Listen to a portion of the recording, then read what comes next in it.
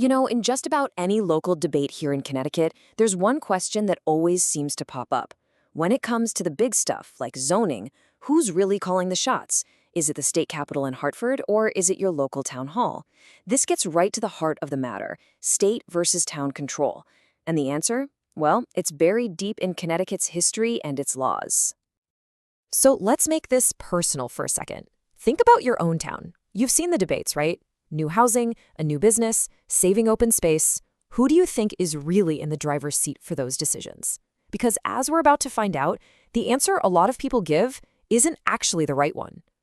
So what this really boils down to are two completely opposite ideas.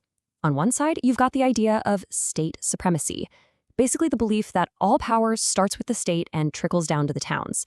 And on the other side, local authority, the principle that towns have their own inherent power to govern themselves. This tension, this is the key to understanding everything else.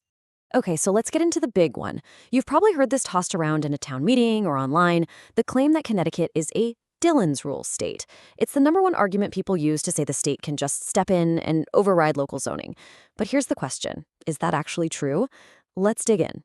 So what in the world is Dillon's Rule? Well, to put it simply, it's this legal idea that says towns and cities have zero power of their own. They're basically just creatures of the state, and they can only do the things the state government specifically, explicitly gives them permission to do. It's a very top-down, really restrictive way of looking at local power. And here's where it gets really interesting. You're not going to believe where this idea actually comes from. It's not from the U.S. Constitution. It's not from our colonial past. Nope. It was basically invented by one single judge, a guy named John F. Dillon, for a railroad case in Iowa back in 1868. And get this. Decades later, the U.S. Supreme Court itself said, hey, this rule, it's totally optional. States can use it, or they can just ignore it. And that's the absolute key takeaway right there. Dillon's Rule is not some universal law of the land that every state has to follow. Not at all. It's a choice.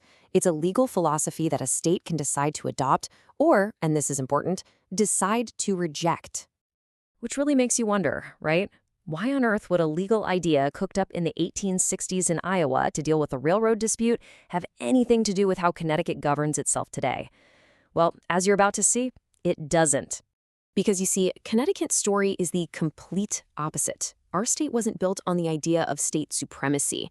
It was built on a really deep, long-standing tradition of local control. We call it home rule. And we're talking really old. Connecticut towns were already governing themselves way back in the 1600s. That's more than 150 years before the United States was even a country. This idea was so central to our identity that it was written right into the very first state constitution in 1818, a full 50 years before Judge Dillon ever came up with his rule. Now, this isn't just some vague, old-timey feeling, It's baked right into the law. You've got the original 1818 Constitution. Then you have the 1957 Home Rule Act, which flat out rejected Dillon's Rule.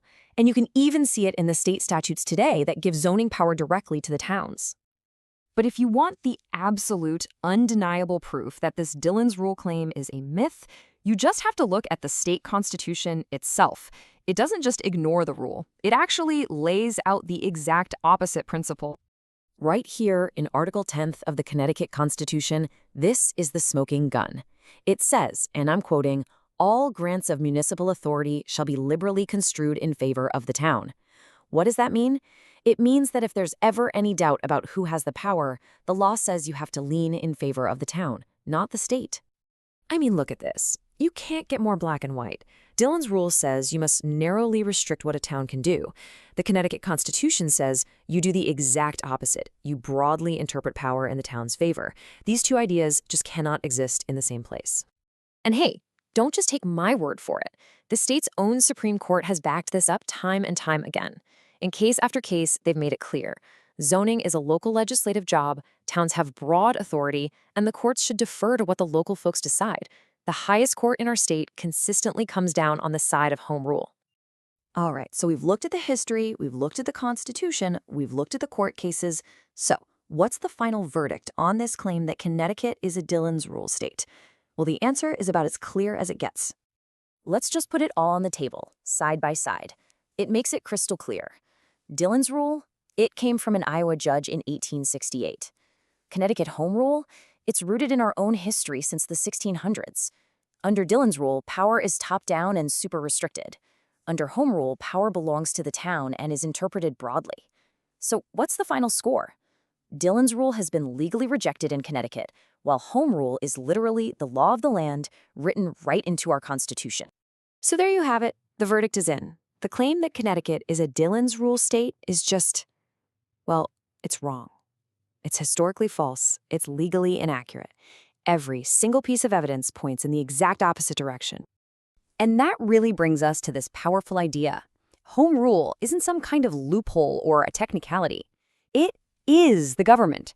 It's the fundamental structure that the entire state of Connecticut was built on, and it's how we still operate today.